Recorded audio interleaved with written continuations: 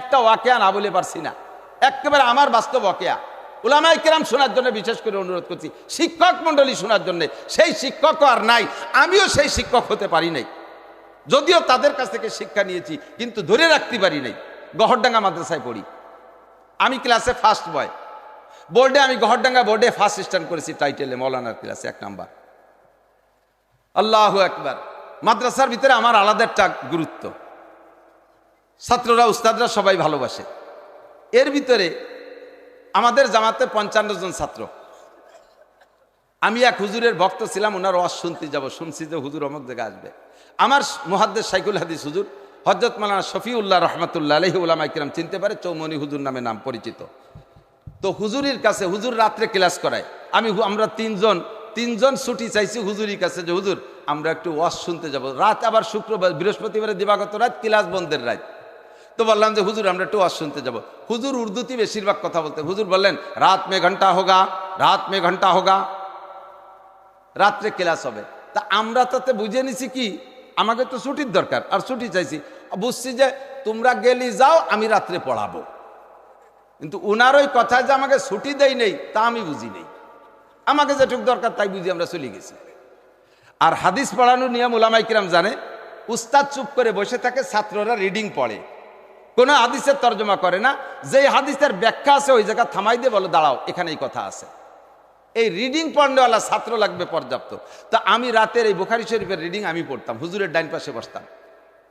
আজকে আমাকে কপাল খারাপ, ওয়াজ শুনতে গেছি, হুজুর ক্লাসে এসে যারে পড়তে, একজনে বলে পড়ো, একজন হুজুর চোখে দেখতেন না, অন্ধ হয়ে গেছিলেন, মুখস্থ পড়াইতেন। একজন পড়ো কারি সাহেব পড়ো। আজকে আমি ওই জায়গা পড়ি, আজকে যে পড়তেই শুরু করছে সে 1-2 লাইন পড়ি আর পড়তে পারে না। এই কপাল খারাপ শুরু হয়ে গেছে। এখন উনি মুখস্থ জিজ্ঞেস, কারি সাহেব কাহা গিয়া, যে পড়ে সে মানে আমারে খুঁজতেছে, কারি সাহেব কাহা, নাসির কাহা গিয়া।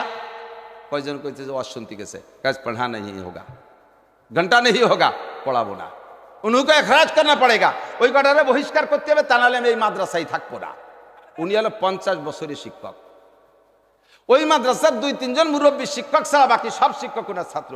কাশিয়ানী হুজুরির নাম শুনতে পারেন, আব্দুল মান্নান কাশিয়ানী, সদস্য হুজুরির জামাতা, তিনি ওই মাদ্রাসার শাইখুল হাদিস, উনিও চৌমনি হুজুরির ছাত্র। এখন উনি যদি এই কজনরে বহিষ্কার না করলে থাকবো না, তাহলে আমাদের বহিষ্কার ফরজ হয়ে গেছে। রাত্রে ওয়াজ শুনে আসছি, পড়াই নেই তো পড়াই নেই, রাগ করে চলে গেছে মসজিদে, যে সে রাগারাগি বাঁধাইছে। মোহতান সাহেবরে বলছেন, আজম সাহেবরে বলছে, শিক্ষা সচিবরে, ওই কটার বহিষ্কার না করলে বলেন পড়াবো না। বাস রাত কাটিয়ে গেছে, আমরা রাত্রে চলে আসছি, আইসে ফজরের নামাজও পড়ছি, ফজর বাদও ক্লাস আছে। এর ভিতরে বগুড়ার হুজুর নামে একজন হুজুর ছিলেন। হুজুর বলতেছে, মিয়া সর্বনাশ করছে, মৌলানার বছর, টাইটেলের বছর যদি নামে লাল কালির দাগ লেগে যায়, এই দাগ জীবনে মুছতে পারবা না। এখন হুজুর যে রাগা রেগে গেছে, তোমাদের নাম না কাটিয়ে দিয়ে হুজুর আজকে ক্লাসে যাবে না, তাড়াতাড়ি ক্লাসে যাওয়ার আগে সমাধান করো।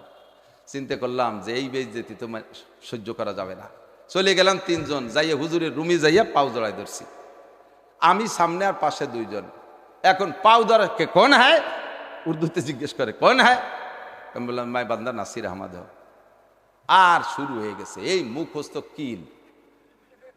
চোখে তো দেখে না, কিল একটা লাগে, একটা ফাঁকা চলে যায়, এলোমেলো কিল এসছে। দেখলাম যে কিল যখন শুরু করছে তাহলে কপাল ভালো, মারলি আর নাম কাটবে না, কিন্তু মাইরিয়ে পরান না বললি ফিরে আবার আর এক জায়গা নিয়ে মারবে। খাটের তলে লাঠি ছিল, আল্লাহর কসম আমি নিজে হাতে লাঠি ধরে দিছি যে পিটাইয়া পরান বরুক, আমার নামটা না কাটুক। আমি ছিলাম মাঝে, পিঠের উপরে এত বড় মোটা ব্যাট, 3 জনের পিঠে গুঁড়ো গুঁড়ো হয়ে গেছে, সহ্য করতে পারতেছি না। লাঠি যখন শেষ, তারপর ওনার মায়ের শেষ করছে। শিক্ষক হওয়ার পরও 4-5 বছর ছাত্রদের সামনে গেঞ্জি খুলে গোসল করতাম না, লম্বা লম্বা দাগ, পিঠে কালো হয়ে গেছে। এরপরে আমরাও কাঁদতেছি, হুজুরও কাঁদতেছে।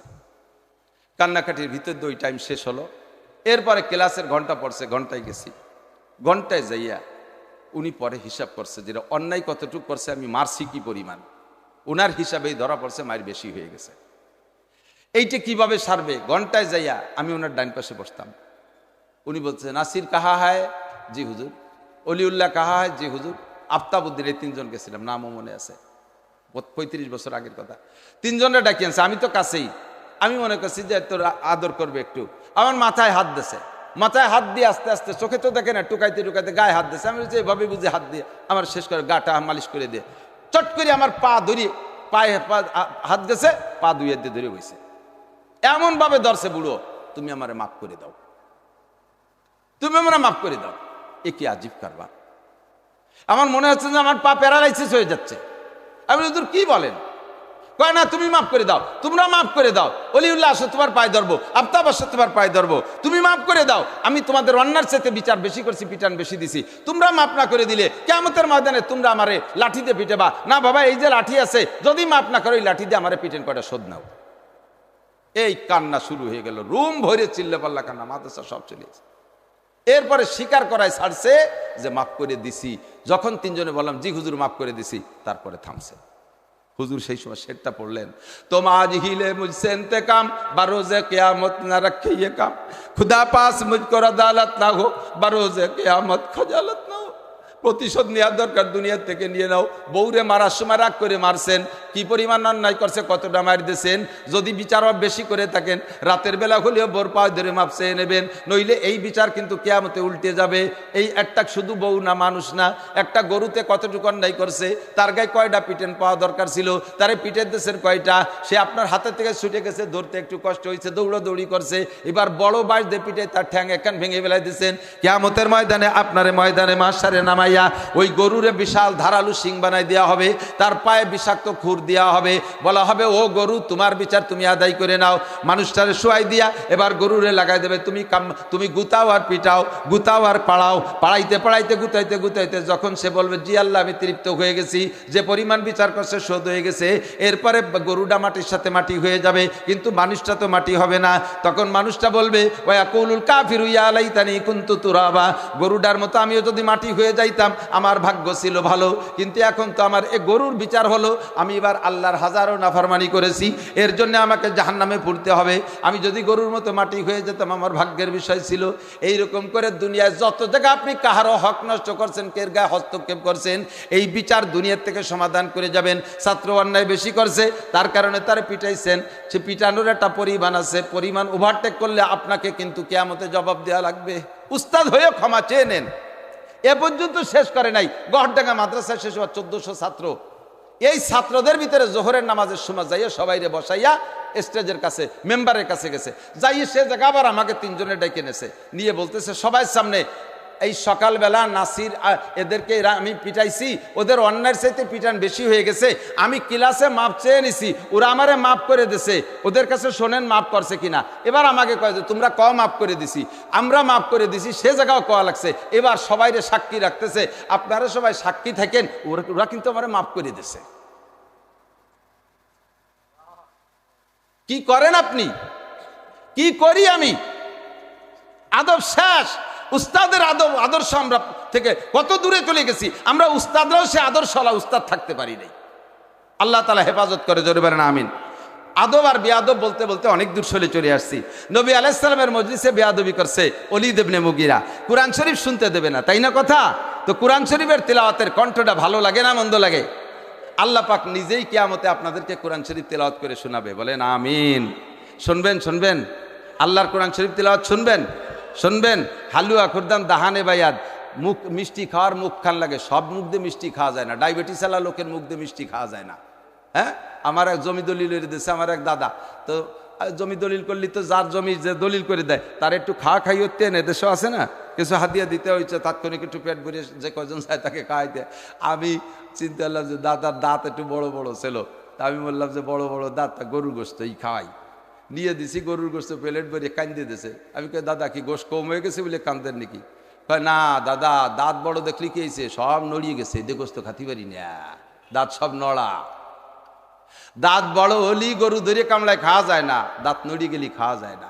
হালুয়া খুরদান দাহানে বায়াদ, মুখ থাকলেই মিষ্টি খাওয়া যায় না, নিচে যদি ডায়াবেটিস থাকে মিষ্টি খাওয়া যায় না। কান থাকলেই কোরআন শোনা যায় না, কানডে আগে সাইজ করে নিতে হবে, কানডে সাইজ করে নিতে হবে।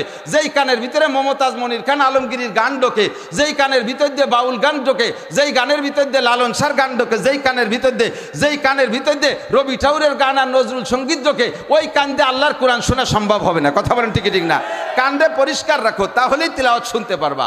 আল্লাহ পাক হাসরের মাঠে বাছাই করবে দুইজন কারি, আর নিজেও সেদিন কারি হবে। শুনেছেন উলামা ইকরামের কাছ থেকে, যারা জান্নাতি হবে তাদেরকে আল্লাহ তাআলা জান্নাতের ভিতরে একটা পার্কে নিয়ে যাবেন, একটা পার্ক বলেন সুবহানাল্লাহ। আল্লাহ একটা পার্কে নিয়ে যাবে সব জান্নাতীদেরকে, এই জান্নাতীদেরকে পার্কে নিয়ে বসাইয়া এরপরে আল্লাহ পাক বিশাল একটা স্টেজ করবে। স্টেজের ভিতরে মাত্র 3টে চেয়ার। কয়টা চেয়ার? মাঝখানে একটা চেয়ার, ডাইন পাশে আর বাম পাশে দুই পাশে 2টে চেয়ার। এই 2 চেয়ারে 2জন মেহমান বসানো, 2জন কারি সাহেব বসাইছে। আল্লাহ পাক রব্বুল আলামিন পর্দার আড়ালে, কারি সাহেব 2জন সামনে, আল্লাহরে দেখা যাচ্ছে না, কারি সাহেব 2জনরে দেখা যাচ্ছে।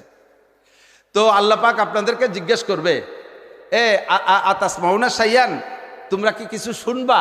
বলে জি আল্লাহ শুনবো। শুনবো না তোমার জীবন ভরে? তোমার নাম শুনছি, তোমারে দেখিনি, আজকে তোমার কথা শুনতেছি, পরাণ ভরে শুনবো। কি শুনবা? কয় যে কোরআন শরীফ তিলাওয়াত করবো, তিলাওয়াত হবে, শুনবা? জি আল্লাহ শুনবো। লব্বাইক আল্লাহুম্মা লব্বাইক। সবাই চিৎকার করে জি আল্লাহ শুনবো। পড়বে কে? কয় যে 1 নম্বরে পড়বে হযরত দাউদ আলাইহিস সালাতু ওয়াস সালাম, কণ্ঠওয়ালা নবী। কণ্ঠওয়ালা নবীকে দাউদ আলাইহিস সালাম। দাউদ আলাইহিস সালামকে আল্লাহ, আমি তো কোরআন শরীফ পড়তে দিশে পাই না, আমি তো জবুর পড়তে পারি। তা আল্লাহ কয় এই জায়গা সপ্তাহে দিশে পাবা। আউযুবিল্লাহ বিসমিল্লাহ কয়ে সূরা তহার থেকে শুরু করছে। সূরা তহার এক একটা করে আয়াত পড়ে আর শ্রোতারা জিম দরিয়ে কেমন একটা ভাব হয়ে যাচ্ছে। বেহুশ তো জান্নাতের মধ্যে হবে না, উষা তার ভিতরে কি কেমন যেন হয়ে যাচ্ছে। এক একটা আয়াত শেষ হয়ে গেছে, লাস্টে যখন শেষ আয়াতে টান দিয়ে ছাড়িয়ে দিছে, সুখ টান, সিগারেটে সুখ টান দেয় না, লাস্টে সুখ টান দিয়ে খানিক সময় জিম দিয়েছে। সূরা তাহার শেষ আয়াত পড়ে যখন দাউদ আলাইহিস সালাম সুখ টান দিয়ে ছেড়ে দিয়েছে, সমস্ত মানুষ ওই স্বাদ গ্রহণ করার জন্য 10,000 বছরের জিন ধরে পড়ে রয়েছে, চোখেও পলক নাই, কেমন যেন একটা অবস্থা হয়ে গেছে। সুখ টানে স্বাদ নিচ্ছে 10,000 বছর। আল্লাহু আকবার। এই 10,000 বছর পরে ফালাম্মা আফাকা, যখন স্বাভাবিক হয়ে গেছে, এরপরে আল্লাহ পাক বলবেন আতাসমাউ বাদু, আর শুনবা? কয় যে আল্লাহ আর কিডা শুনবি? এর চেয়ে আর ভালো কণ্ঠ হয় নাকি? যেই দাউদ নবী দুনিয়ায় থাকতে তিলাওয়াত করতেন জবুর, আর পাহাড় পর্বত গাছপালা ঝুঁকে পড়তো তার তিলাওয়াতের টানে, আকাশের পাখিগুলো এসে জমা হয়ে যেত, সাগরের মাছ কিনারে চলে আসতো তার তিলাওয়াতের মজা নেওয়ার জন্য। আর সেই নবী জান্নাতের ভিতরে তিলাওয়াত করে, তাহলে কেমন হবে কণ্ঠ? কই এর চেয়ে আর ভালো হয় কি করে? কই শুনিয়ে দেখো কেমন ভালো হয়। এরপরে নবী আলাইহিস সালামকে বলে ইকরা ইয়া রাসূলুল্লাহ, হে নবী আপনি কুরআন উম্মতের কাছে শুনাইছেন, কেমন কিন্তু আখেরি জামানার উম্মত তো আপনার জবান দিয়ে শুনতে পারে নাই। আবু জাহেল শুনছে, আবু লাহাব শুনছে, উতবা সাইবা ওয়ালিদ ইবনে মুগিরা কাফেররাও শুনছে, আবু সুফিয়ান শুনছে, আবু বকর উমর উসমান আলী তালহা জুবাইর বেলাল আম্মার সোহাইব সাহাবায়ে কিরাম শুনছে। আপনার আখেরি জামানার উম্মত তো আপনার তিলাওয়াত শুনছিল না, আমরা তো নবীর জবানে শুনি নাই, কাজে আজকে সবাইকে শুনাইতে হবে। জি আল্লাহ শোনাবো। কোন সূরা পড়বো? সূরা ইয়াসিন পড়েন। আউযুবিল্লাহ বিসমিল্লাহ পড়ে যখন সূরা ইয়াসিন টান দিয়ে শুরু করবে, এক একটা আয়াত পড়ে আর মানুষের ভিন্ন রকম হালাত শুরু হয়ে যায়। এত মজার জগতে কোনো খাদ্যের ভিতরে পাই নাই যে যখন ওয়া ইলাইহি তুরজাউন কে আখেরি টান সুখ টান দিয়ে ছেড়ে দিয়েছে, সমস্ত মানুষের হালাত এমন হয়েছে 50 আলফা সানা, 50,000 বছর এরকম জিন্দরি পড়ে থাকবে। জিম ধরা মানে ওই স্বাদ নেবে যে কি শুনলাম, কি শুনলাম, এর মজা কেমন নেওয়া যায়, এর মজা কেমন নেওয়া যায়, এই স্বাদ নিতে থাকবে। 50 আলফা সানা ফালাম্মা ফাকু, যখন 50,000 বছর পরে স্বাভাবিক হবে, আবার আসল অবস্থা ফিরে আসবে। এবার আল্লাহ বলবে আতাসমা বাদু, আর শুনবা? বলে আল্লাহ আর কিনা শুনবে? কারি সাহেব 2জন আনছিলে, 2জনই তো শুনলো, আর কেটা শুনবে? কয় যে এখন যার কোরআন সেই শোনাবে। কন্যা সুবহানাল্লাহ। আমার কালাম মানুষ মাধ্যমে শুনেছো, আমার কালাম আমি একটু শুনবো, শুনবা? শোনা? জি আল্লাহ শুনবো, তাই তো শোনার জন্য আইছি। এখন তাহলে আমি শুরু করি। এখন আপনারা কি বলেন? এখনো পর্যন্ত আল্লাহ পর্দার থেকে এপাশে আসে নাই, আল্লাহ পর্দার আড়ালে, আর এই 2জন সামনে ওপেনে পড়ছেন। এখন আল্লাহ পর্দার আড়ালে, আপনারা সবাই সে সময় বলবেন আল্লাহ তুমি কোন জায়গা থেকে পড়বা? কাজ আমি যেখানে আছি এখান থেকে। না তা হবে না, কারি সাহেবের মুখ না দেখতে পারলে তৃপ্তি পাওয়া যায় না, বক্তার মুখ না দেখলে তৃপ্তি পাওয়া যায় না। কতক্ষণ? এই জন্য আমাকে কিছু কিছু বক্তা আছে তৃপ্তি দেওয়ার জন্য এই ওয়াজের মাঠে একটা প্রজেক্টর মেশিন দিয়ে মহিলারা যে জায়গা বসে ওই জায়গাটা পর্দা দিয়ে দেয়, যাতে মহিলারাও বক্তারে দেখে তৃপ্তি পায়। এই শুরু হয়েছে না? এটা জায়েজ না না জায়েজ?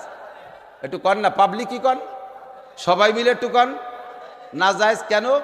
না জায়েজ হলো মহিলাদের কি বলে, মহিলারা পুরুষকে যেমন সরাসরি দেখা হারাম পর পুরুষকে, ওই রকম তার ছায়া ছবিও দেখা হারাম, ঠিক না? তাহলে এই যে হারামটা, এটা কি শুধু মহিলারা পুরুষকে দেখা হারাম, নাকি পুরুষরা মহিলাকে দেখা হারাম? পুরুষরা মহিলাকে দেখা হারাম, ঠিক না?